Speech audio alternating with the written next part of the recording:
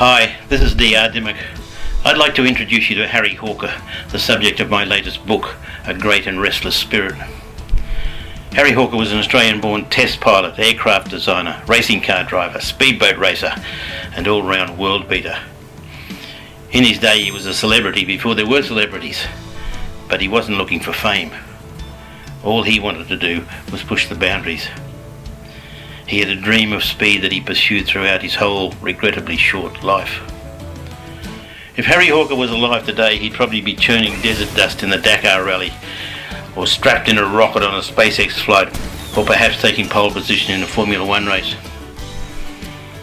But Harry made his name in a different era. He was 14 years old when the Wright brothers first flew into history early in the 20th century.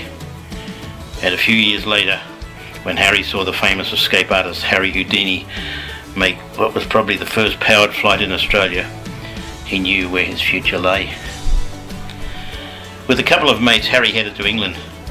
There he joined Sopwith Aviation and learned to fly in double quick time in the tiny fragile aircraft of the time. It wasn't long before he flew faster, higher and for longer than anyone else in Britain.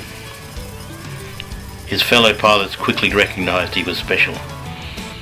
They could see the intense fire inside him and the inspired light in his eyes. When World War I swept across the globe like a tsunami in 1914, Harry not only survived, he thrived. He found a home with Sopwith Aviation in England and became one of its top wartime test pilots and designers, even though he'd left school at age 12. His boss, young Tommy Sopwith, thought Hawker was a genius. In the book you'll also meet Muriel, the remarkable Englishwoman Harry met in a London park. She kept his feet on the ground while he pursued his need for speed. If he couldn't find it in the air, he was a fierce competitor in racing cars and international speedboat races. But as a mother of two, Muriel sometimes worried about her husband's obsession with going when no one had ever gone before, especially when he disappeared attempting the first transatlantic flight. On the surface, Hawker was the epitome of his age: daredevil, competitive, intensely focused, ready to take on any challenge. A great and restless spirit. Yet beneath his larrikin exterior and public affability, there bubbled away an underlying weakness he seemingly discounted or denied. It was an heroic pose that would eventually result in a devastating outcome at a relatively young age.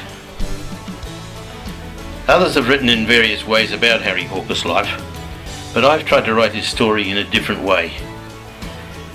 In A Great and Restless Spirit, I've tried not only to portray Harry Hawker as an outstanding pilot and designer, a person of great technical skill and intellectual capacity, but also to show the person behind the legend, and to show more about his relationship with his wife, and to explore a bit more those underlying medical issues that finally contributed to his downfall. Despite the tragic end to his story, I hope you enjoy reading about Harry Hawker's short but eventful life, to see where his great and restless spirit took him, and to wonder.